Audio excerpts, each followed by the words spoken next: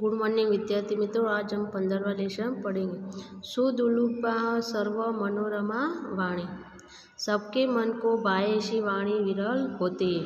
तो अब आप प्रस्तावना में ध्यान रखना। 20वीं शताब्दी के प्रारंभ में पाश्चात्य भाषाओं के प्रभाव के तहत भारतीय प्रादेशिक भाषाओं के अध्ययन में निबंध कला का प्रवेश हुआ और थोड़े ही समय में उसका व्यापक प्रसार हुआ। उस समय संस्कृत के विद्वानों ने परंपरागत विषयों के साथ आधुनिक विषयों पर अनेक निबंध लिखे। उस समय पाश्चात्य इस प्रकार के निबंधों को संस्कृत भाषा शिक्षा में भी अध्ययन स्थान मिला। संस्कृत निबंध लेखकों में पंडित चारुदत्त शास्त्री का नाम प्रसिद्ध है। उन्होंने प्रस्ताव तरंगिणी नामक संस्कृत भाषा में एक सुंदर सुललित निबंध ग्रंथ तैयार किया है। यहाँ उनके सुदुलुपा सर्व मनोरमा वाणी शीर्षक वाले विवेचनात्मक निबंध को संपादित करके रखा गया है। इस निबंध में यह तथ्य प्रस्तुत किया गया है कि जगत में विविध प्रकार के लोग हैं, सबके रस और रुचि एक समान नहीं होते। परिणाम स्वरूप सबका मन मोह ले ऐसी वाणी दुर्लभ है। वाणी के संदर्भ में भी ऐसा ही है। अतः सबको सुनना अच्छा लगे और सुनकर किसी की भावना को ठेस न पहुँचे ऐसे वचन बोलने चाहिए, जबकि ऐसी वाणी बोलने वाले दुर्लभ होते। तो मित्रों, ऐसी वाणी बोलो कि दूसरों को आप प्रभावित कर सको। तो अब चैप्टर में ध्यान रखना बेटा। तो विद्यार्थी मित्र, आप ध्यान रखना। लोके यद वस्तु एकस्मै रोचते तत् अन्यस्मै न रोचते इत्यतः विचित्र रुच्ययं संसार। इसका अनुवाद, लोके संसार में यद वस्तु जो वस्तु एकस्मै रोचते एक को अच्छे लगती, रोचते का मतलब अच्छी लगती, तत् अन्यस्मै वह दूसरे को, न रोचते न अच्छी लगती नहीं। संसार में जो वस्तु एक को अच्छी लगती है वह दूसरे को अच्छी नहीं लगती। इत्यतः इति प्लस अतः इसलिए, विचित्र रुचियां संसार यह संसार विचित्र रुचियों का है। पूरी लाइन का अनुवाद लिखो। संसार में जो वस्तु एक को अच्छी लगती है वह दूसरों को अच्छी नहीं लगती है, इसलिए यह संसार विचित्र रुचियों वाला है। एकस्मिन् परिवारे जातानां समान आचार विचाराणां जनानाम् अपि भिन्न भिन्न रुचि भवति। एक परिवार में पैदा हुए समान आचार विचार वाले लोगों भी भिन्न भिन्न रुचि होती है। फिर से विभिन्नेषु परिवारेषु उत्पन्नानां जनानां वार्ता। फिर से भिन्न भिन्न परिवारों में पैदा हुए लोगों की क्या बात करनी। समान पितृकेषु पुत्रेषु कच्चित् मधुरं रोचते। जिनके पिता समान हैं ऐसे पुत्रों की किसी को मधुर, मधुर का मतलब मीठा अच्छा लगता है, किसी को लवणम, किसी को लवणम का मतलब नमकीन, किसी को नमकीन अच्छा लगता है। कच्चित च आम्लम रसमिति, किसी को खट्टा भी अच्छा लगता है। एवं ही कच्चित काव्यम रसयति कच्चित नाट्यम कच्चित शिल्पम कच्चित च गणित। इसी प्रकार किसी को काव्य में रस होता है, किसी को नाट्य में रस होता है, किसी को कला में रस होता है और किसी को गणित में रस होता है। एवमेव कस्मचित् शृङ्गालः प्रियो भवति, कस्मैचित् वीरः, कस्मैचित् वरुणः, कस्मैचित् च हास्यरसः। एवं इसी प्रकार कस्मैचित् किसी को श्रृंगार रस प्रिय होता है, किसी को वीर रस प्रिय होता है, किसी को करुण रस प्रिय होता है और किसी को हास्य रस प्रिय होता है। विरला कस्मचित् जनाः विभस्य रस अपि रोचते। किसी को विरल रस को विभत्स रस भी पसंद होता है। इति नानात्वं रुचियां व्यवस्थित भवति। इसी प्रकार रुचियों की विविधता निश्चित होती है। तो पूरे पैराग्राफ का अनुवाद देखो मित्रों। संसार में जो वस्तु एक को अच्छी लगती है वह दूसरे को अच्छी नहीं लगती, इसलिए यह संसार विचित्र रुचियों वाला है। एक परिवार में पैदा हुए समान आचार विचार वाले लोगों की भी अलग अलग रुचि होती है, तो फिर भिन्न भिन्न परिवारों में पैदा हुए लोगों की बात ही क्या करनी है। जिनके पिता समान है, जिनके पुत्रों में किसी को मीठा अच्छा लगता है, किसी को नमकीन अच्छा लगता है, तो किसी को खट्टा अच्छा लगता है। इसी प्रकार किसी को खट्टा लगता है। इसी प्रकार कोई काव्य में रस लेता है, कोई नाटक में, कोई कलाकारी में और कोई गणित में रस लेता है। इसी प्रकार किसी की विविध रस भी इच्छा रखता है। इसी प्रकार रुचियों की विविधता निश्चित होती है। अब दूसरे पैराग्राफ में ध्यान रखना मित्रों। एवं सती एव वाणी सर्वस्य मानसं संतुष्यतु नाहते। इसका अनुवाद है कि ऐसा है तब एक ही वाणी सबके मन को संतुष्ट नहीं करती। एक ही वाणी सर्वस्य सबके मन को संतुष्ट नहीं करती। यह खलु आर्षेण संस्कारेण संस्कृतो भवति। निश्चित रूप से जो ऋषियों के द्वारा स्वीकृत संस्कार में संस्कार युक्त होता है। खलु के निश्चित रूप से आर्य संस्कार के ऋषियों के द्वारा स्वीकृत संस्कार में संस्कार युक्त होता है। तस्मै मृदु रुचवी च वाणी रुचते। उसको मृदु और सरल वाणी अच्छी लगती। मृदु और रुचवेली सरल वाणी अच्छी लगती। न तो कर्कशा कुटिला वा। उसको कर्कश और कपट वाणी अच्छी लगती नहीं है। पूछे 2 लाइन देखो। ऐसा है तब एक ही वाणी सबको संतुष्ट नहीं करती है। निश्चित रूप से जो ऋषियों के द्वारा संस्कार में स्वीकृत संस्कार युक्त होता है उसमें मृदु और सरल वाणी अच्छी लगती है, कर्कश और कपट युक्त वाणी नहीं। अतः एतेष वार्ता अवसरे एतादृशु वाणी। इसलिए इन सब के साथ बातचीत के प्रसंग में ऐसी वाणी ही योग्य होती, उचित और योग्य होती। इसलिए इन सब के साथ बातचीत के प्रसंग में ऐसी वाणी योग्य होती। परंतु यह जड़ दुव्य संद्रत अलस्यः च सेवक भवति। परंतु जो जड़ का मतलब क्या, मूर्ख खराब आदतों से लिप्त और आलस का सेवक होता है। तस्मै तस्याधिप प्राय कर्कशा वाणी वदति। उसको उसका मालिक कर्कश वाणी कहता है। कार्यसु संयोजति। बोलता है और कामकाज में जोड़ता है। स्वीकार्यं प्रयोजन न संपादति। और अपना प्रयोजन सिद्ध करता है। तो इसका अनुवाद फिर से पूरी पैराग्राफ का देखो मित्रों। ऐसा है तो एक ही वाणी सबके मन को संतुष्ट नहीं कर सकती है। निश्चित रूप से जो ऋषियों के द्वारा स्वीकृत संस्कार में संस्कार युक्त होता है उसको मृदु और सरल वाणी अच्छी लगती है, कर्कश और कपट युक्त वाणी नहीं। इसलिए इन सब के साथ बातचीत के प्रसंग में ऐसी वाणी ही योग्य होती है।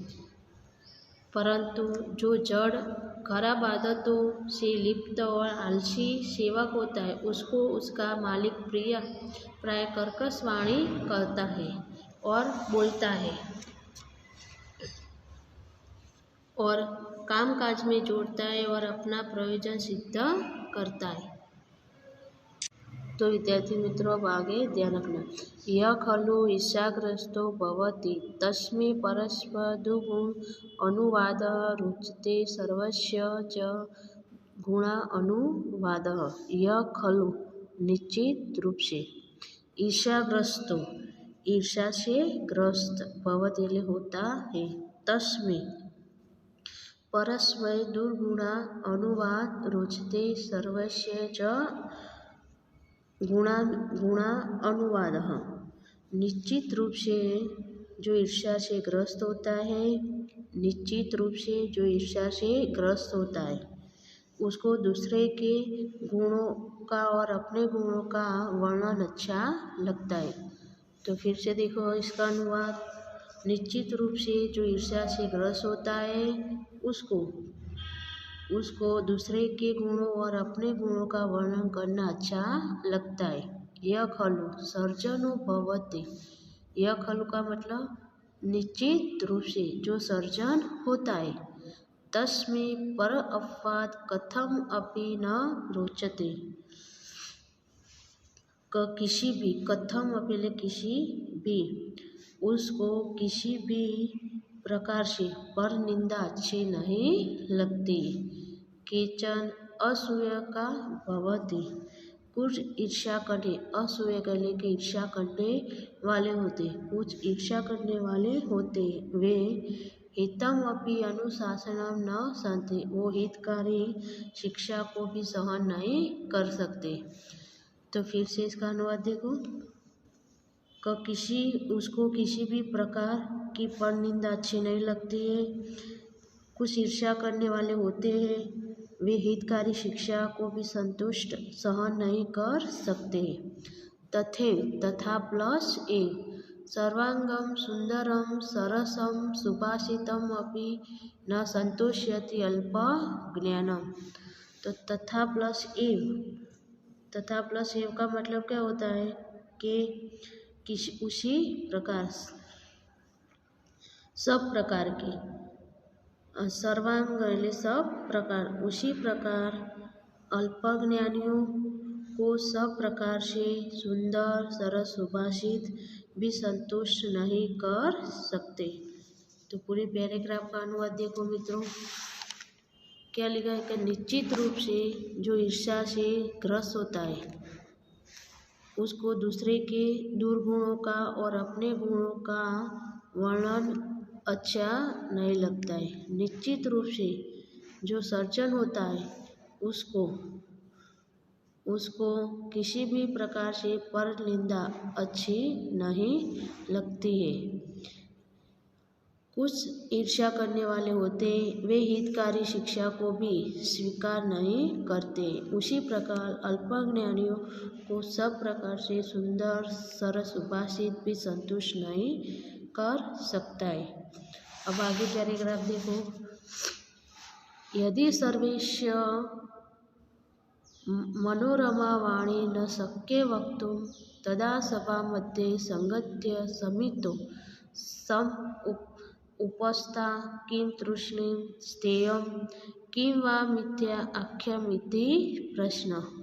अत्रोत ददाति महाराज मनु। यदि सबके मन को मनोरमा वाणी, मन को प्रसन्न करने वाली न शक्य वक्तुं, बोलना शक्य न हो तो। यदि सबके मन को प्रसन्न करने वाली वाणी बोलना शक्य न हो तो सभा के मध्य में संगत्य एकत्रित हो करके, संगत्य का मतलब एकत्रित हो करके, समितो सभा में उपस्थित रह करके, क्या गूंगे की तरह तुम चुप रहना चाहते हो या बेकार बोलना चाहते हो, यह प्रश्न है। महाराज मुनि उत्तर देते। महाराज मुनि उत्तर देते। तो फिर से देखो, यदि सबके मन को प्रसन्न करने वाली वाणी बोलना शक्य न हो, तब शक्य न हो तो सभा के मध्यम में एकत्रित होकर के, सभा में उपस्थित रहकर क्या गूंगे की तरफ चुप रहना चाहते हो या बोलना चाहते हो, यह प्रश्न है। यहाँ महाराज मुनि उत्तर देते हैं। तब उसका अनुवाद देखो मित्रों, यदि सबके मन को प्रसन्न करने वाली वाणी बोलना शक्य न हो तो सभा के मध्य में एकत्रित हो करके, सभा में उपस्थित रह करके क्या गूंगे की तरह चुप रहना चाहिए या बेकार बोलना चाहिए, यह प्रश्न है। यह महाराज मुनि उत्तर देते हैं। तो मित्रों श्लोक में ध्यान रखना, सभा वा न प्रविष्ट वा वक्तव्यम वा समत्सम अब्रुवण विब्रुवण वापि नर भवति किल्बिषि। सभा वा न प्रविष्ट वा, सभा में प्रवेश नहीं करना चाहिए। समझदारी पूर्वक वचन बोलना चाहिए। अब्रुवन न बोलने वाला, विरुद्ध या असत्य बोलने वाला, किल्बिष के पापी होता है। तो उसका पूरा अनुवाद देखो, इस सभा में प्रवेश न करना अथवा समझदारी पूर्वक वचन बोलना, न बोलने वाला या खराब वचन बोलने वाला पापी होता है। तो इसका अनुवाद ऐसे लिखोगे आप, सभा में प्रवेश करना अथवा समझदारी पूर्वक बोलना वचन, समझदारी पूर्वक वचन बोलना, न बोलने वाला या खराब वचन बोलने वाला पापी होता है। अब आगे श्लोक देखो, आगे देखो पैराग्राफ विद्यार्थी मित्रों, एवं व्यवहारमपि प्रवृत्ता वाणी सर्वानं समान रूपेण न संतोष्यति। एवं इसी प्रकार व्यवहार में भी प्रवृत्त वाणी सबको समान संतुष्ट नहीं करती। वस्तु सुदुर्लभा सर्व मनोरमा वाणी, निश्चित रूप से सबके मन को अच्छी लगे वे वाणी दुर्लभ होती है। सर्वापि जना विचक्षणा न भवति, सभी लोग समझदारिया विद्वान नहीं होते। केचित् मंदाः इति वा केचित् अज्ञाः इति वा स्नेहपूर्णा वाणीमपि भावयितुं न पार्यन्ते। कुछ मन बुद्धि वाले या कुछ अज्ञानी होते। मंदा है मन बुद्धि वाले, कुछ मन बुद्धि वाले या अज्ञानी होते जो स्नेहपूर्ण वाणी को भी समझ नहीं सकते।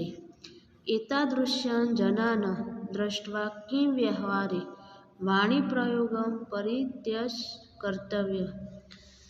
इस प्रकार के लोगों को देख करके, दृष्टा के इस प्रकार लोगों को देख करके ये क्या व्यवहार में वाणी का प्रयोग छोड़ देना चाहिए, कि इस प्रकार लोगों को देखकर क्या व्यवहार में वाणी का प्रयोग छोड़ देना चाहिए। नहीं नहीं नहीं नहीं। मृगा संतति युवा नोप्यते। मृगा ले पशु है ऐसा विचार करके, पशु ऐसा विचार करके, जब जो नहीं बोए जाते, उपपन्त्य जब को नहीं बोए ही जाते हैं। भिक्षु का संतति स्थाल्य न आदि श्रियन्ते। तो भिखारी है, भिक्षु का लिए भिखारी है ऐसा विचार करके क्या तपेलियों चूल्हे पर नहीं चढ़ाई जाती है, चढ़ाया जाते हैं। अतस्वाग्ने, इसलिए अपने सुरुचिपूर्ण व्यवहार से लोगों को आनंदित करने के लिए संस्कारपूर्ण वाणी ही हमेशा उपयोग में लेनी चाहिए। पूरे पैराग्राफ का अनुवाद देखो अब, इसी प्रकार व्यवहार में भी प्रयुक्त वाणी सबको एक समान संतुष्ट नहीं करती है। निश्चित रूप से सबके मन को अच्छी लगे ऐसी वाणी दुर्लभ होती है। सभी लोग समझदार या विद्वान नहीं होते हैं। कुछ मंद बुद्धि वाले या अज्ञानी होते हैं जो स्नेहपूर्ण वाणी को भी समझ नहीं सकते हैं। इस प्रकार के लोगों को देखकर क्या व्यवहार में वाणी का प्रयोग छोड़ देना चाहिए? नहीं, क्या पशु ऐसा विचार करके जब जो नहीं बोए जाते हैं? भिखारी ऐसा विचार करके क्या तपेलियों को चूल्हे पर नहीं चढ़ाया ही जाता है। इसलिए अपने सुरुचिपूर्ण व्यवहार से लोगों को आनंदित करने के लिए संस्कारपूर्ण वाणी हमेशा उपयोग में ली जानी चाहिए। तो मित्रों, हमारा अनुवाद पूरा होता है। अब स्वाध्याय में ध्यान रखना। तो विद्यार्थी मित्रों, अब स्वाध्याय में ध्यान रखना। अधोलिखितव्य विकल्प्य समुचितम उत्तरम चुनित। आपको योग्य उत्तर चुनकर लिखना है। प्रश्न 1, कस्मिंश्चित् विरलाय जना क रस रोचते। किस रस के बारे में होगा? तो बीभत्स्य रस। तो सी आएगा। क्या आएगा? सी, बीभत्स्य रस। आर्षेण संस्कारेण संस्कृताय जना कीदृशवाणी रोचता। तो इसमें क्या आएगा? रुचवी। तीसरे, परस्पैर्दुगुण अनुवाद कस्मिन् रोचते। ईर्ष्याग्रस्त, ये आएगा। स्नेहपूर्णम अपि वाणी के भावयुतम न पारयन्ति। तो मंदाः। अब प्रश्न नंबर 2 देखो, उसमें क्या दिया है? अधोलिखिता प्रश्नानां उत्तराणि संस्कृत भाषा में लिखा। तो आपको प्रश्न के उत्तर संस्कृत में लिखना है। कर्कशा वाणी कः कस्मै वदत। तो इसका आंसर क्या है? य जड़ः दुर्व्यसन अलस च सेवक भवति तस्मै तस्य अतीप प्राय कर्कशा वाणी वदति। दूसरा देखो, ईर्ष्याग्रस्ताय सर्वस्य किं रोचते। तो ईर्ष्याग्रस्ताय सर्वस्य गुण अनुवादः रोचते। के हितमपि अनुशासनं न सहन्ते। तो केचन असंयुगा हितमपि अनुशासनं न सहन्ते। चौथा, सभायां कीदृशं वक्तव्यं। सभायां समंजसं वक्तव्यं। जनानाम् आनन्दयितुं कीदृशवाणी प्रयोक्तव्या। तो जनानां आनन्दयितुं संस्कृता वाणी एवं सतत प्रयोक्तव्या। अब प्रश्न नंबर 3 देखो, उसमें क्या करना है आपको? हस्तम भूतकाल के रूप लिखना है। अधोलिखितान् क्रियापदानि हस्तम भूतकालस्य लट् लकारस्य रूपत्वं परिवर्तत। तो रोचते, तो उसका हस्तम भूतकाल का रूप लगाओ। तो अरोचत, अहर्ति आहत, सहन्ति असहन्त, पारयन्ति अपारयन्। प्रश्न नंबर 4, उसमें आपको समास के प्रकार लिखना है। निम्नलिखितानां पदानां समासं प्रकारं लिखित। हास्यरस। तो हास्यरस षष्ठी तत्पुरुष समास। दुव्यसनेषु रतः सप्तमी सत्पुरुष समास।